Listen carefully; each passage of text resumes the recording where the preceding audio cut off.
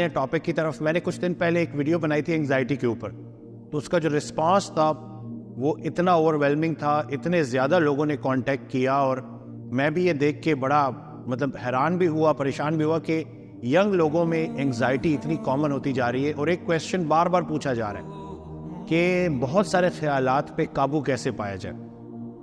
یہ سوال تھا لوگوں کا, تو میں نے سوچا کہ ویڈیو بناؤں کہ بہت سے خیالات پہ قابو کیسے پایا جا سکتا ہے. حضرت واصف علی واصف رحمۃ اللہ علیہ ایک آڈیو میں جو ہے وہ یہ بات بتاتے ہیں کہ کس طرح سے بہت سارے خیالات پہ قابو پانے کا ایک ہی طریقہ ہے کہ بندہ ایک خیال میں گم ہو جائے. تیری یاد میں ہوا جب سے گم, تیرے گم شدہ کا یہ حال ہے, نہ قریب ہے نہ دور ہے, نہ فراق ہے نہ وصال ہے. قرآن پاک میں اللہ تعالیٰ کہتا ہے کہ نماز کے ذریعے مجھے یاد کرو, یعنی کہ نماز کے ذریعے اللہ کی یاد قائم کرو, یعنی کہ مقصد اللہ کو یاد رکھنا ہے.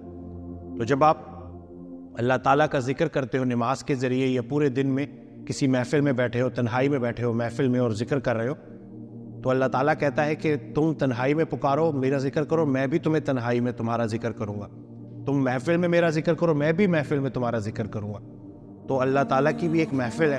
اب انسان اگر سوچے کہ اللہ کی جو محفل ہے اس میں کون کون ہوگا, یہی سوچ کے کہ جب میں ایک محفل میں اللہ کا ذکر کرتا ہوں تو اللہ بھی اپنی ایک محفل میں میرا ذکر کرتا ہے, تو کن لوگوں میں آپ کا ذکر ہو رہا ہے, کن شخصیات میں آپ کا ذکر ہو رہا ہے, یہ سوچ کے ہی انسان کو حوصلہ ملتا ہے, کیونکہ سکون قلب صرف اللہ کی یاد میں ہے. آج کا انسان دنیاوی پرابلمز کو لے کے کہ میری لائف میں اتنے پرابلمز چل رہے ہیں اور دوسرے کی لائف ٹھیک ہے, میری لائف میں سارے پرابلمز ہیں, کمپیریزن نے لوگوں کا جینا حرام کر دیا ہے. کہ جو کمپیریزن ہے نا, یہ آپ کی جو زندگی میں جو شکر کرنے کی جو چیزیں ہوتی ہیں ان سے بھی آپ کو محروم کر دیتا ہے, کیونکہ جو مرضی ہو جائے آپ کا کمپیریزن دوسرے بندے سے ہوتا رہتا ہے. تو جس دن آپ تسلی سے بیٹھ کے اللہ کی یاد میں گم ہو جاؤ اور دیکھو کہ اللہ تعالیٰ نے آپ کو کتنی نعمتیں دی ہیں, اور ایک ایک کر کے ان نعمتوں کو گنو اور دیکھو کہ کتنی نعمتیں ہیں, باوجود اس کے کہ آپ باؤنڈری کراس کرتے ہو, باوجود اس کے کہ کبھی کبھی آپ اللہ کو بھول جاتے ہو. اللہ تعالیٰ آپ کا رزق نہیں روکتا, اللہ تعالیٰ نے آپ کو چھت دی ہوئی ہے, اتنی ساری نعمتیں ہیں, والدین ہیں, بچے ہیں, بیوی ہے, لیکن وہ سب بھول کے وقتی طور پہ کوئی ایک چھوٹی سی پریشانی اس کو اپنے ذہن میں سوچ کے بار بار سوچ کے اتنی بڑی کر دیتے ہو. ابھی کل کال پہ میری بات ہو رہی تو وہ پیشنٹ کہتا ہے کہ میں نے اتنا سوچا کیونکہ میری ترقی نہیں ہوئی, پروموشن نہیں ہوئی, اور ایک ہی سال بعد اللہ نے مجھے سب کچھ دے دیا, لیکن وہ ایک سال میں گلہ کرتا رہا. تو وہ ایک سال جو آپ شکر میں گزار سکتے تھے, باوجود اس کے کہ آپ نے گلہ کیا, اللہ نے پھر بھی آپ کو پروموشن دے دی اور آپ کو جو ہے نا ترقی دے دی. تو انسان جو ہے نا وہ اسی لیے اس کے لیے جو جملہ یوز ہوا ہے, جو ورڈ یوز ہوا ہے وہ ہے کہ نادان ہے. کیونکہ خوشی جب آتی ہے تو پھولا نہیں سماتا, غم جب آتا ہے, تکلیف جب آتی ہے تو گلہ کرنا شروع کر دیتا ہے. تو غم کو بھی اسی طرح سے ویلکم کرو جیسے خوشی کو کرتے ہو, کیونکہ چٹھی ایک ہی طرف سے آ رہی ہے. اسی طرح سے اگر ہم سوچیں کہ اللہ تعالیٰ جو رازق ہے, جو سب کو رزق دے رہا ہے, جتنا مرضی بھی مہنگائی ہو جائے, بھوکا آپ کو نہیں سلا رہا. 3 وقت کی نہ صحیح تو 2 وقت کی روٹی آپ کو ملے گی. یعنی کہ ایسا نہیں ہے کہ آپ بالکل اس سٹیٹ میں ہے کہ بالکل فاقوں تک آ جائیں, اور یہ بھی اللہ کا بہت بڑا احسان ہے. ہم جب ذرا سا تفکر کریں گے, سوچیں گے کہ دیکھو کتنی ترقی ہو گئی, کتنی بڑی بڑی فیکٹریاں بن گئی ہیں, لیکن جو یہ شہد کی مکھی شہد بنا رہی ہے, اس کے مقابلے کا شہد کوئی فیکٹری نہیں بنا سکتی.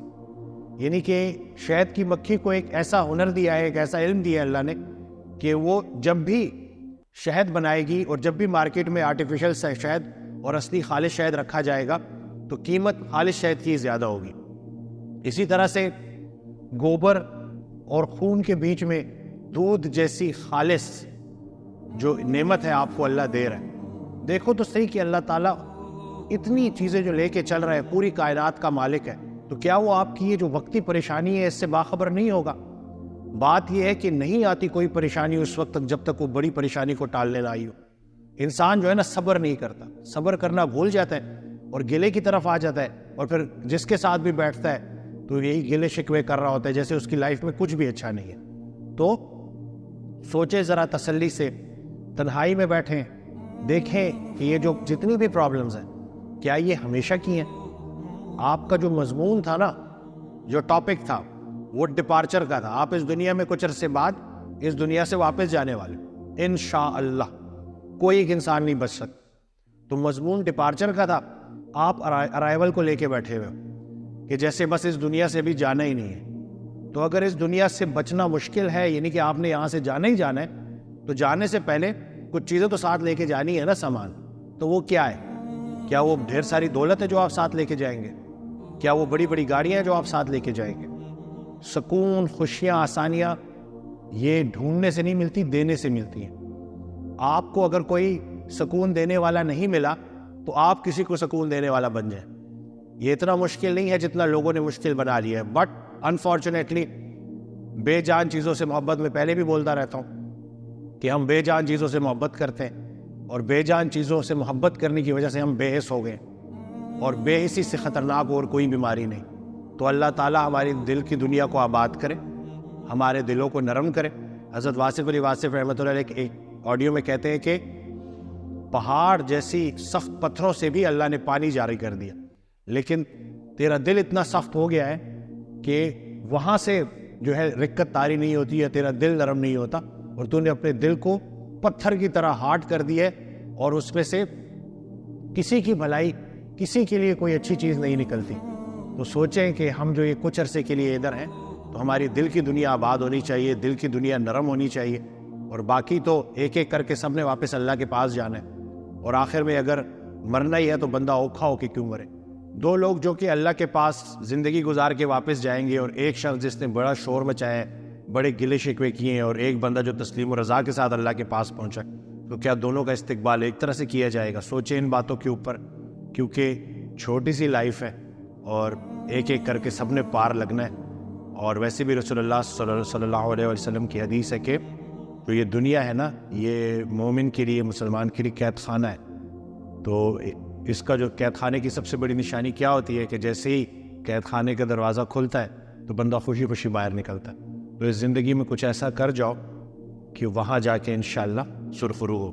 تو اللہ تعالیٰ آپ کو، ہم سب کو استقامت دے، اور صحیح معنوں میں دین کی سمجھ دے، اور ہمیں توفیق دے کہ ہم لوگوں کی زندگیوں میں آسانیاں لا سکیں، جس کے بدلے میں ہماری زندگیوں میں بھی آسانیاں ہیں. چینل کو سبسکرائب کرنا نہ بھولیے گا، دعاؤں میں یاد رکھیے گا. اللہ حافظ.